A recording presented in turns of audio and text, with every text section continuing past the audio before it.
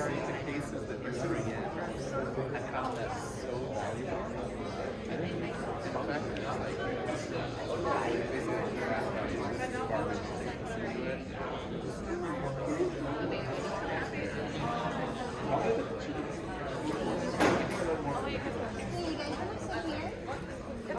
Aquí para yo aquí te ayudo en la orilla.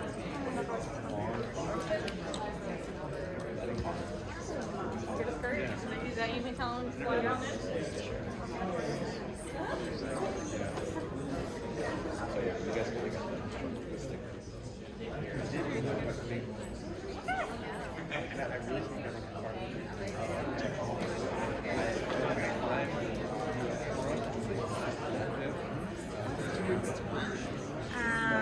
It's kind of like, hold on, give me 1 second.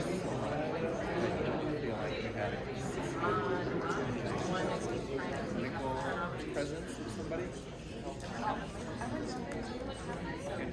Is that where? As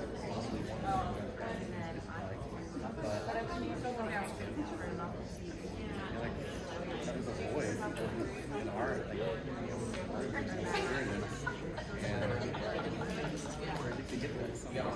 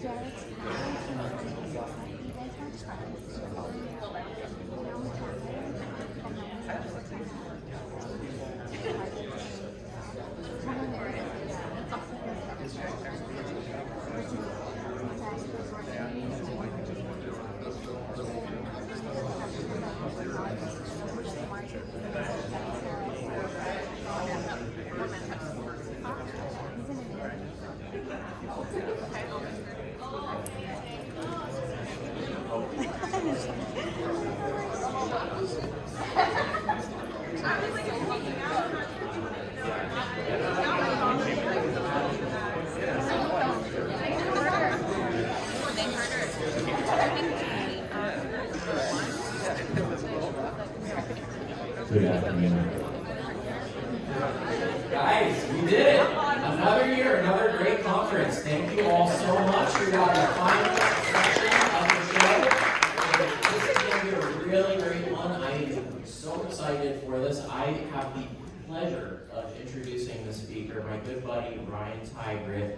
I actually sold him TDO when he was opening up his practice almost 10 years ago. Yeah, so I'm sure he's going to cover that in his presentation, no doubt. So without further ado, Dr. Ryan Tigrett.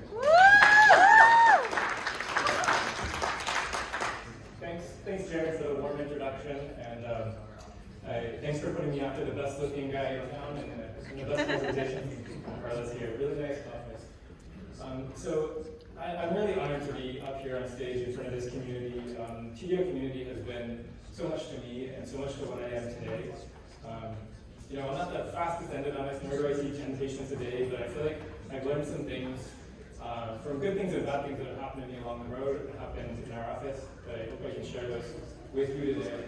And some of these personal experiences, I think, have paid off and made us better in our office, and I hope that they can help you guys today. So a little bit about me. I started at UOP Dental School, and when I was selecting a dental school, it's all about the group of people that you're around. They always say that, you know, if you want to achieve something, surround yourself by people that have that same goal in mind. That tribe is who you're going to most likely mirror. So I love to fit there, so I went there. I went to NSU for endo residency, and that's where I was introduced to TDO through Sashi. Many of you guys know Sashi. He's one of the best clinicians and the nicest, most helpful people in the world. And he gave up of his time to come talk to us at Nova and suggested we go see Gary speak in Orlando. And that was the first time that I met Gary. He was talking about CBCT and ECIR, and Dr. Carr was on another level from anything I had seen before. I mean, it was a life-changing experience, and like Jared said, maybe days after that, I signed up for a resident version of TDO, and as soon as I had my office, I was signed up with TDO. And that community of TDO has helped me be where I am today. I would not be an endodontist, nor have the practice that I have without them. So Gary talks a lot about executing your vision, and this is he told a story just the other day at his house about how TDO Software came about, and it was because of the lack of the ability to utilize your record keeping. When I bought my office, I was an associate there before, so we were using a software, but the previous records were on paper, and it was somewhat like these. Really, I didn't know these existed, but it was just the patient's name on one side with a quick ledger on the other side, and then the note for a root canal was 3 Fs, so filed, flared, and filled, and then CC, Cottony Cabot, and that's it, and a date. So yeah, that's fast. If you want to be fast, that's the way to go. Do that. There's no server to take care of. There's nothing. It's really fast, but that's not efficient. With efficiency, we want to be getting quality work done. And so this is to paraphrase what Dr. Carr was saying, is that with TDO Software, he was able to develop a clinically centered software that could collect and utilize all the data. These are some photos of the office whenever I took over. So, as TDOers looking at these photos, you see a lot of problems here. A lot of good things, but a lot of problems too. So we're going to walk through how we adapted this to where we are today. And then, as I said before, Dr. Carr mentions, to accomplish any goal, you have to break down the details and then execute the vision. So we're going to find out today what details might be holding you back, what details were holding me back in my practice, and how we can get to where we want to be. The first step of this, which it took me a couple years to figure out, but is finding a peak performing team and developing a peak performing team in your office. So this statement is trust between managers and employees is the primary defining characteristic of the best workplaces. And this equates to the actual performance of those companies. So these companies, it's not just something nice to have a good culture, but it actually equates to superior performance in these companies. So efficiency starts with your team. And along with the software, I think TDO exudes that same team quality that makes them the successful company that they are today. So how do you build a peak performing team? And this is a whole day, week, lifelong lecture on how to do that. I was really bad at it at the beginning, but I've learned along the way, and I've reached out to people that can help me do that better along the way. The first thing that comes up is trust. And trust in a team allows them to explore, to expand, to grow, to experiment. And if you want to be the most efficient, high-performing team, you need everybody on your team to be performing at their best. They have to be able to take risks. They have to not be afraid to get fired if they make a mistake. As long as we're all moving in the same direction with the right intentions, they have to trust that you're there to support them. So you have their back.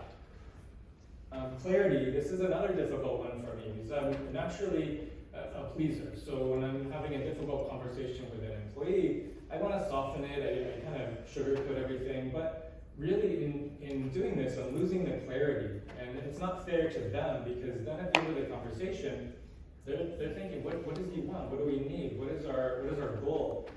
So it hinders their success, and in turn, our whole practice's success. So finding a way to be clear with your team and helping them reach their goals helps you along the way. And then also living in your values. Many of us have value statements written up on the board somewhere. You go through it with the team, and once in a while you pull them out of the closet whenever somebody does something wrong, and you tell them, hey, you're not living to our values. Well, that's not how they work. You really have to live these. They have to be personal to you. You have to live them with your family, with your kids, outside of the office. And that's going to help you make all the decisions in your practice. And then you go out and find a team that shares those values, and that's how you're going to succeed. So we have to practice what we profess in the office. It can't just be a statement on the wall. And this is a great resource for everybody. Brene Brown has a really nice website with a lot of resources, books that she's come out with on team building and on this culture development. So I think of our practice as a team, and I always like to use team references when I'm talking about our office. So this is another great resource, this book. Some of you may have heard about it, but The Inner Game of Tennis. So in this book, he talks about the inner and the outer game. The outer game is obviously the points, the who's winning the match. The inner game is the part that's important to us in this conversation, and the inner game is played between two different players on the court. The first player is the one that's thinking, the one that's questioning, that's second guessing, doubt, whatever, all those thoughts that are going through your mind in a game or in whatever you're doing at that moment. The second player is the natural ability, the flow, all of the hours of practice, of excellence that you put into it.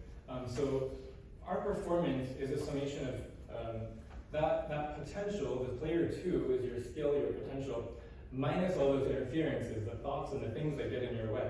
So we want to look at the first step of building this efficient team is removing the interferences. Sometimes we might not see them. They might be right in front of us, but we don't see them. So we want to look at removing those interferences to let us and our team perform to the best of their abilities. Sometimes it's harder to accept this, but sometimes we are the interference for our team. Sometimes we need to get out of their way. So to equate this to an endo practice, we look back at this. This is one of the first photos in our office. It has a lot of different inefficiencies.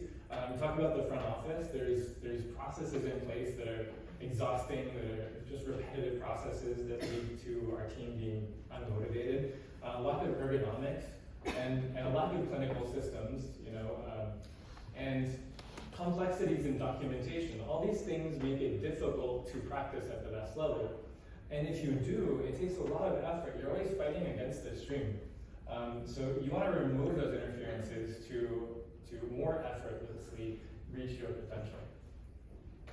And I like this statement. It applies in a bunch of different areas of life. It's like, you don't rise to the level of your goals, you fall to the level of your systems. And this, I think, is important because you want to have systems in place in your office that on your worst day, you're still performing at a high level, that you're not dropping and rising and falling based on how you're feeling that day, and that your whole team has bought into this. And I think that's why TDO is successful as a software, because it's not just a software, it's a whole set of systems. I mean, you go into TDO chat, you've got a whole system on building a practice. You've got everything. That whole system is what makes you successful. And my wife is always telling me that Endodontist, I'm always focused on one thing. And that's good, but it's kind of like the question we always get, like, what sealer do you use? Well, that's maybe not what's important. Maybe ask the question of what is your whole observation process? Would it walk me through everything? Let me learn your system, and then I can excel, not what sealer do you use. So let's try to look at those big questions with our practice and not little pieces. I think the little pieces are important, but let's make major changes. So looking at front office systems, I asked my team before I did this, I want to ask them, what do you like about, well, do you like TDO first? And then of course they said yes. And then what do you like about TDO? And what makes your life easier using TDO? And there are three, at the front office area, there are three major areas of the software that they really liked. One was the referral system. The other one was a digital patient check-in forms and everything are actually digital. They're not just a scanned-in copy.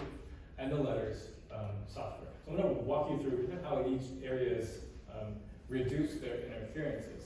So you want to make it easy for patients to be referred to you. This is very important because two of our staff came from general dental offices before, and they said, whatever level of busyness we have, you have to imagine that general dental office, their front desk is even more busy. They've got hygiene coming in and out. They've got crown popped off emergencies. They're busy too. So we want to make that flow from office to our office as easy as possible. So we have different ways to refer patients through TDO. Many people already know about this, but I'll review it. The cloud services has a cloud for tech-friendly offices. They love that because they can see things in our chart.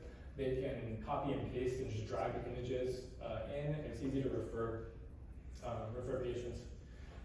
Just more recently, they added the website, so you can have, on our website, we just have a referral form link at the top, and for people that offices that don't want to log in with the username and password, they can just click there, and it brings them to a form similar to our referral on the computer, where they can click all the options, write their note, and then drag and drop images into our system.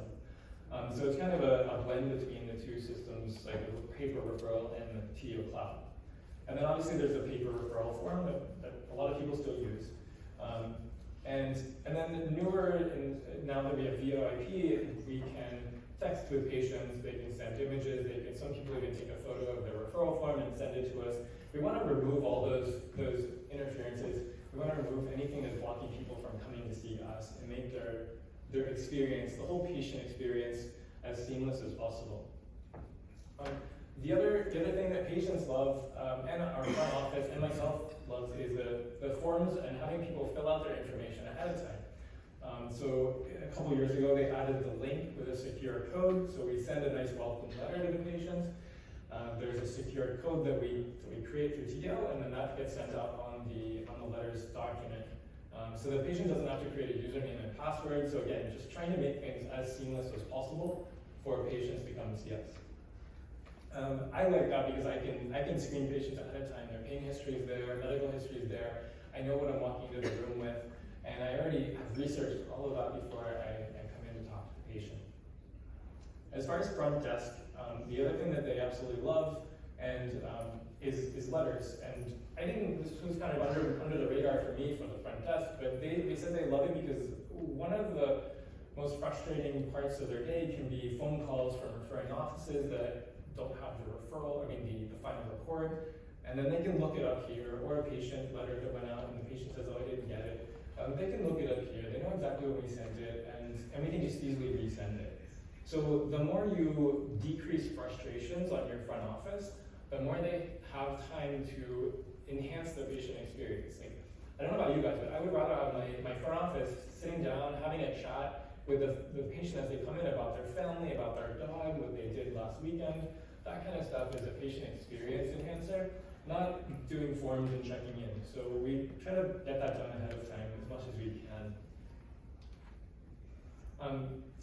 So we talked about the team, building the team, removing interferences, and then we're going to go down to the next part of this is collaboration.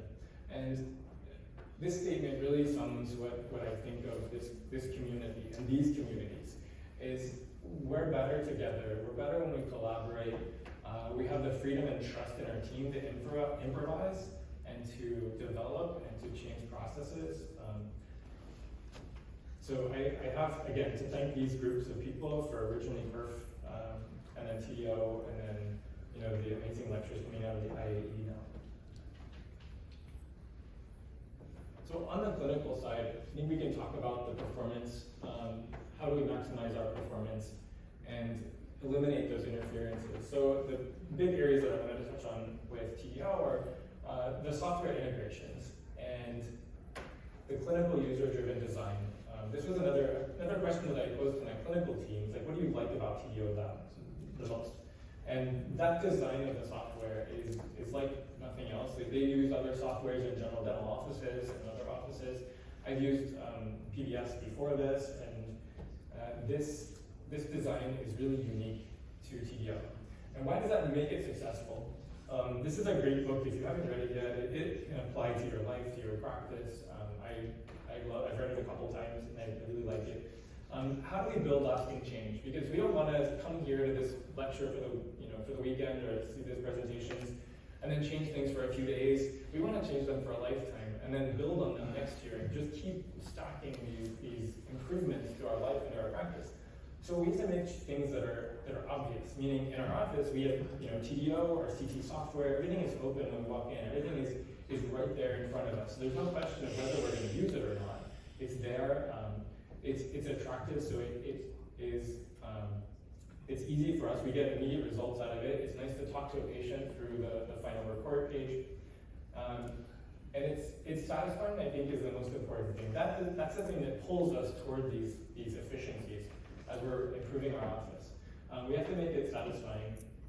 And before TDO, we would take photos. When I got to the office, they had an intraoral camera. I tried that for a little while. These things they're not efficient, they're not obvious and attractive, and they're definitely not satisfying to have to go through all these steps to put together a final report. So what were my interferences? And this is a photo, I found this photo in residency. I don't know if it's anybody here, hopefully not. But this guy, he's got a nice microscope, he's got an assistant, he's got his monitors over on the other wall. Why is he still using 4.5 loops to do whatever he's doing right now? I don't know, but we all have these little things that are blocking us. Like, he made the conscious decision to go out and buy a microscope, but then he's not using it. And was I perfect when I got into my office? No, absolutely not. There were problems that I had. I mean, you know, we had a microscope, but it was in the wrong spot. It was a scope with a 12x binoculars and a 5 steps, so it made it really difficult to do certain things. So those were easy to change. That was an easy decision. We get a new scope, we move it. Then I found myself still sometimes not using it. You know, it wasn't 100% use of the scope. So what were the other things getting in my way? And I found, okay, I struggle with, you know, palatal anesthesia and a right-sided block with, you know, I didn't really know how to do that. So I still have the overhead light. So I kind of struggled with that for a while. I was like, oh, I'll just make it work. You know, but that doesn't work. I'm holding myself back. So finally, I mean, through TDO, Gary demonstrated the palatal anesthesia, and I think it was, I don't know, Mike Trudeau maybe comes to mind with the left-handed block technique. Maybe it was somebody else, but those things came out of TDO and suggestions, and as soon as I committed to doing those, and this is us doing an anesthetic, so I just indicate where I want the anesthetic with the needle. My assistant comes in with the ice, and then usually we do it a little bit faster than that, but then I inject, and most of the time the patient doesn't feel it. I'm 100% through the scope. I'm not leaning or using an overhead light to do these things, and it's very simple once you make the conscious decision to do it. For me it was, but I kind of dragged it out for a little while. And the same with the left-handed block. I was like, I can't inject with my left hand, but of course I can. You break it down into simple steps, you kind of help yourself with your one hand for a little while, and then after a few days, maybe a week, you know, you can give a block with your left hand and through the scope the entire time. And as soon as that was done, then I can, you know, my assistant working through the side of the assistant scope, the overhead light is out of the way, so nobody's bumping their head on it. You know, we of course got the camera sub. So these little things were holding me back from being at my best. And the same when it comes to CT scans. I mean, there's too many times where I was just going with what I had. I had the Sirona CT scan for a while, and I was like, it's okay, you know, it works, it takes decent images. And I knew it wasn't as efficient, but I guess I didn't know the potential of efficiency until I did it. And we finally made the change to upgrade to a care stream unit, so it's fully integrated. And you know, my biggest tip is, and this was said earlier in the weekend, is that if you know where you're going, start going there, break down the details, like keep moving forward, and get rid of that old CT scan if it's not what you want. If you know what you want, just do it now. Don't miss that opportunity. So integrate. I mean, the CT integration is so helpful. I think these are the three companies that, and everything's changed, but those are the three companies that I think integrate with TDO. And it really is helpful to be able to just take a screenshot through TDO. It opens in the same software rather than adding extra time going into the second software. You have to make it easy, and then you're going to use it. And then also educate yourself. As I found as more referring offices get CT scans in their office, having a CT scan, just having that little check mark is not enough. You have to be the expert in town. You have to know everything about it. I mean, this book is really helpful too if you're just getting started in CT scans, or even just as a review. It's really helpful to really understand what you're doing.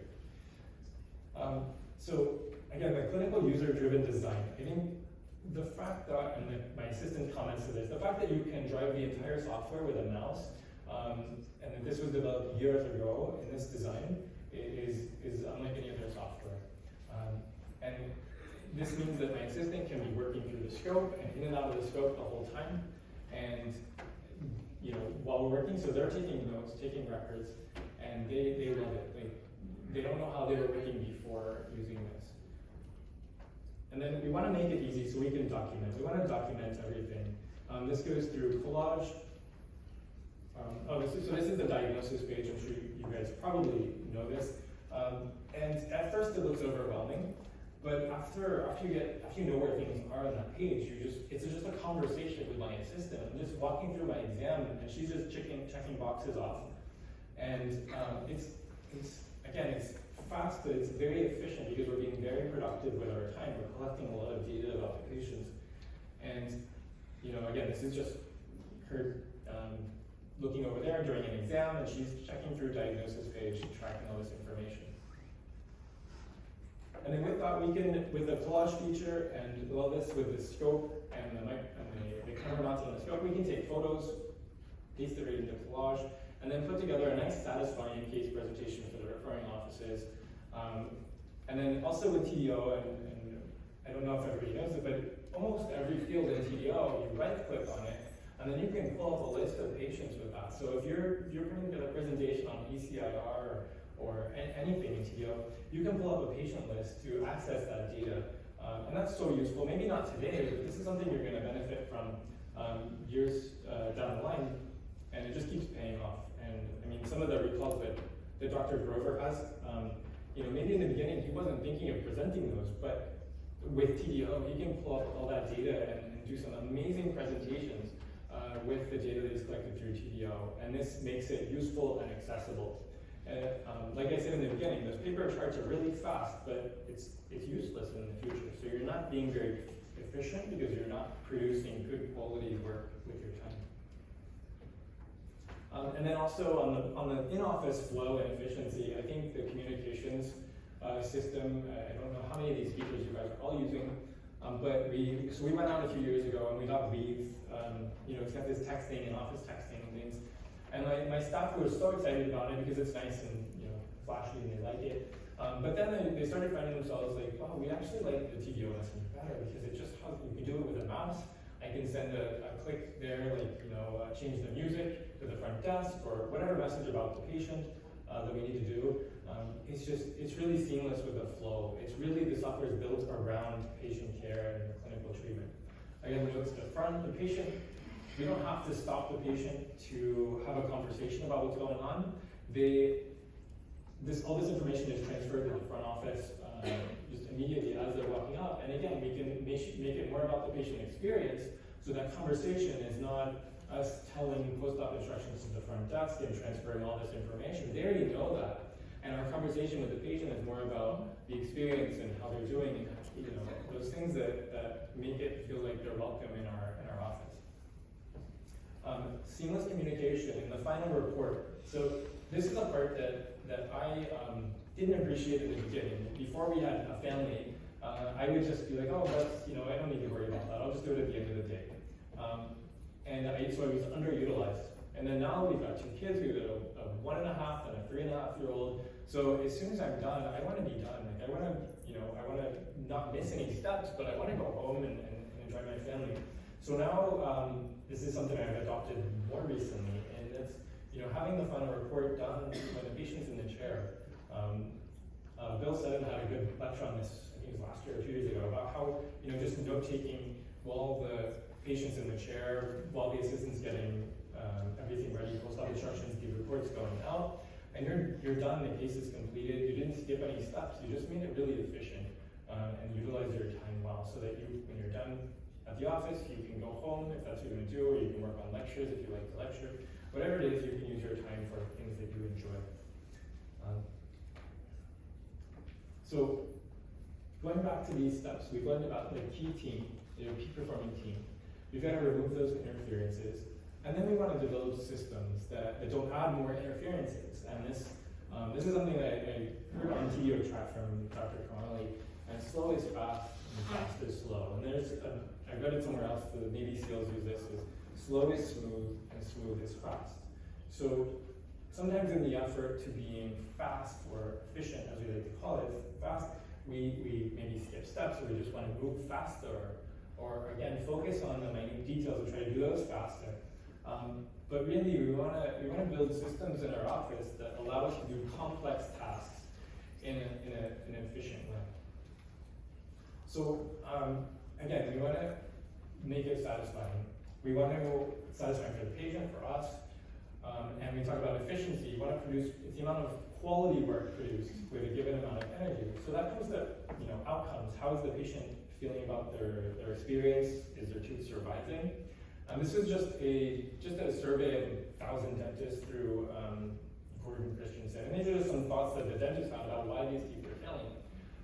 Missed canals, cracks, leakage, incomplete disinfection were the ones that they came up with. I think they missed a big one, and this is what Dr. Carmali talked about earlier. And this is non-endodontic pain.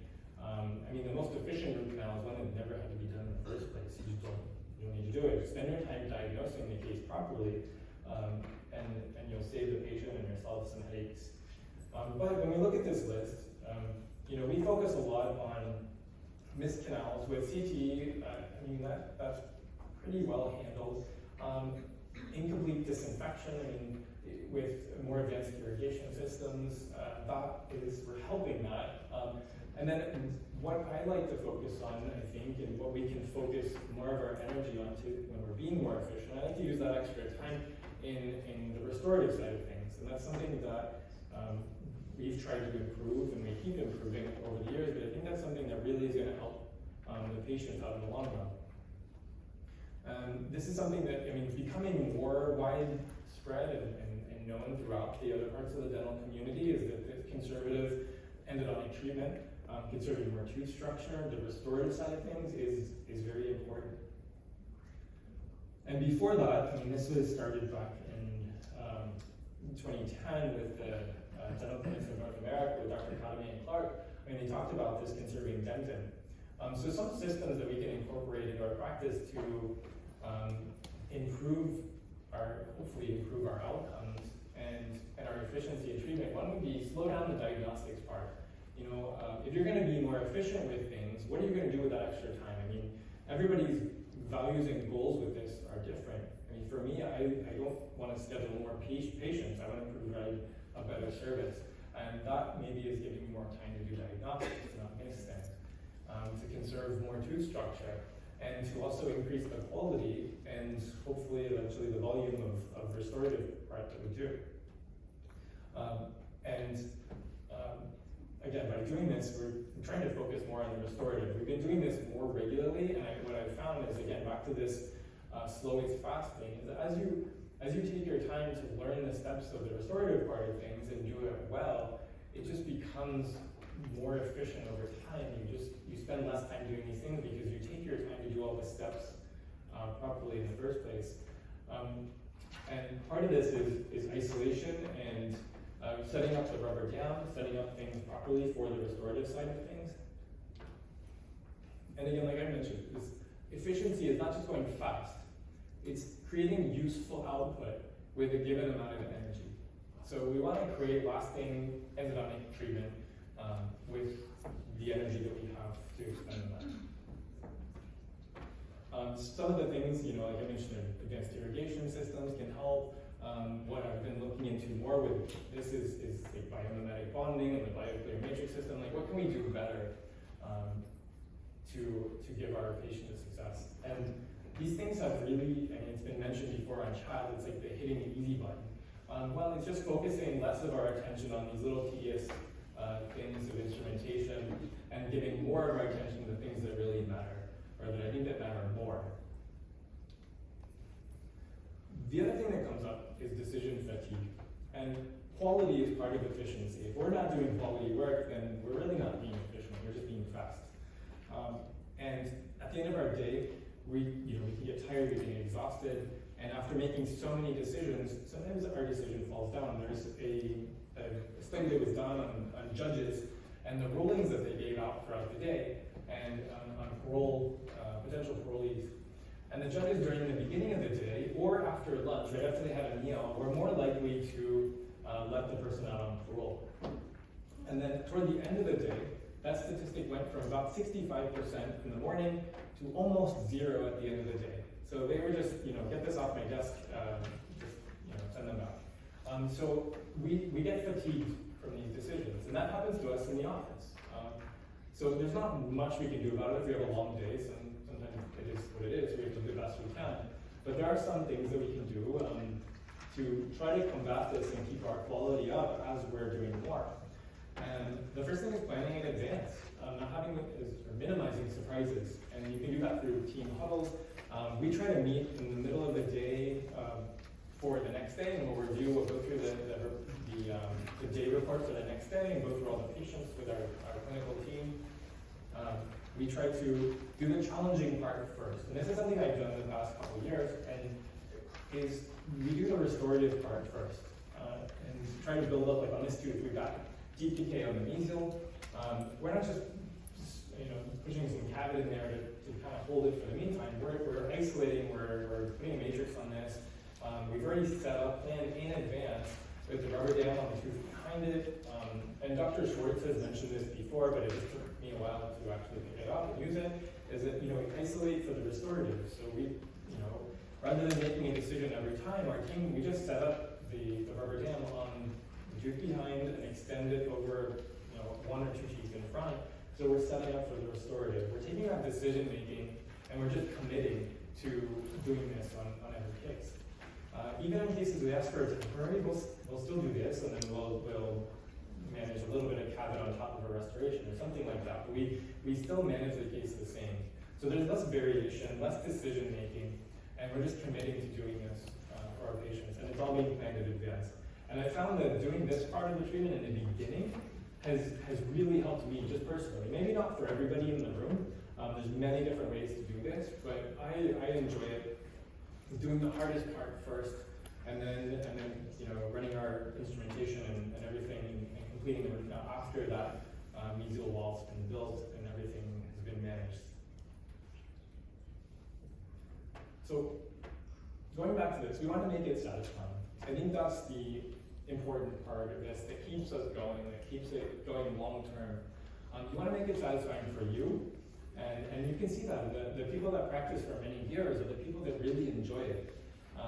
And they enjoy it because they make it satisfying. It's not just somebody else is doing it to them, or they build their lives and their practice in a way to make it satisfying. And that could be through teaching, it could be through lecturing, it could be through just keeping recalls and gathering information to really see what you're doing over the years. You find your way to do it, but you have to make it satisfying to yourself, and it's going to keep pulling you into doing more. And we've seen that over the past few days. I mean, we've seen that this excellence is addictive, and it just keeps you growing in your career and keeps you moving forward. So in TDO Software, I think it really helps, and this is a part of one of the parts I think why people really like TDO Software is that it does. I mean, the output is excellent. So we've got reports that we can send to referring offices. I mean, the best way to get them to allow you to do more restorative is to show them every step of what you're doing, not just to send back a post-op X-ray, be like, hey, I did the build-up. They're probably going to be upset, but if you show them the steps of caries removal, your bonding, your isolation, all that, I get emails and texts back like, oh wow, that was great. But have those dialogues, have those conversations, and allow and utilize TDO to have that conversation visually with images, and it really helps. And then again, it's satisfying for you. Like I don't know about you guys, but when you spend a lot of time and a lot of effort, and at the end you just have a post-op X-ray, it's not the same as really having a series of images to document it. And then it allows you to put your data to work for you. You can see how patients are doing after treatment. You can go, like I mentioned before, cervical resorption. You can pull up all those cases and really see how they're doing. You can put them into lectures, so there's like lecture lab, referral meetings. All of that is made possible by the searchable reports in TDO.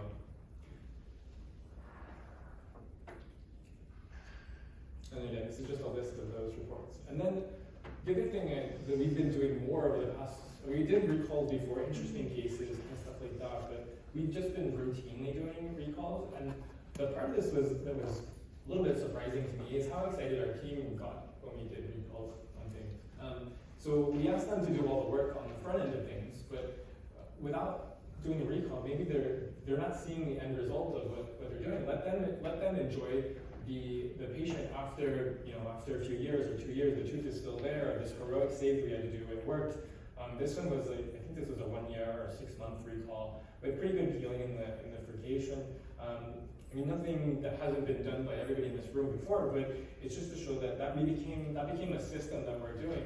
We recall everybody, and I've seen that our staff really enjoys it. They're like, wow, look at this, it healed. And So let them enjoy it too. Let them be part of the wins that you have, and not just the work on the front end. And you'll see them light up about it more, and they'll become really part of the team with their hands in the game with you. And again, going back to this is we have to rise to the level, or we're not going to rise to the level of our goals. We're going to fall to the level of our systems. So we want to create systems that work for us in our office, and systems that really uplift our practice. And then this has been, like we said before, this has been an amazing weekend. Really great lectures, starting with the AI presentations on Thursday, a great scientific session. And as Dr. Gray said, understand the possibility, figure out the details, and execute the vision. And I think this TDO community has really given all three. You can see the possibilities. If you were isolated and you didn't have this, you don't know it's possible. The community is so giving and helpful in giving you the details on how to do it. If you ask, there's so many people that will share the details on exactly how to make that vision a reality. And then the last part is really on you or on me, is to execute the vision. You know, how much do you care about this and how much do you want to make it happen is on you. So there was a little study that was done in this book, Atomic Habits, they mentioned it. This group of people was taken, they collected a group of people, and they all wanted to exercise. Part of the survey was, do you want to exercise? Do you want to get healthier? So everybody wanted to be healthier. And the first group was asked to exercise. So they just got together, gave them a letter saying, please exercise, and they gave them guidelines on, exercise for the next 6 months, and then we're going to check back in with the group and see, the biometrics, the weight, and all that stuff, how it changed. Group 2, they were also educated, so they went to a day-long course about the benefits of exercise over your life. And then group 3 was also asked to write down a specific goal statement at the end of that class. Well, the difference was huge. The group that wrote down just a statement, they created a statement themselves, but just as an example, I will exercise for at least 20 minutes, Monday, Wednesday, Friday at 6 a.m. So very, very specific. Your goal has to be specific, and it has to be an I statement. I will do this. So it can't be dependent on somebody else. So I will exercise 20 minutes, Monday, Wednesday, Friday at 6 o'clock. The group that actually set that goal down on paper was a 90% conversion rate. The group in the beginning that just was asked to exercise was 30%. So you guys have all seen some amazing lectures, today, for the past 3 days, really. So I'm sure you all have some ideas about, I can incorporate this or that into my practice. So I ask you to write those down today before you leave. Write down a goal that you have, 1, 2, 3 goals, whatever it is. Write it down because that's what's going to help you implement it in your practice and bring it back to the team. So write it down, put it on paper, and execute your vision. So thank you very much for allowing me the stage today to share my experiences, good and bad, but have led to where we are today. Hopefully you can take something out of this that will benefit you whenever you go back home, whether you're a new TDO user, and a lot of this is new information, or whether you've been in this the game a lot longer than I have, and hopefully you can take some piece out of this to help you whenever you go back home. So thanks.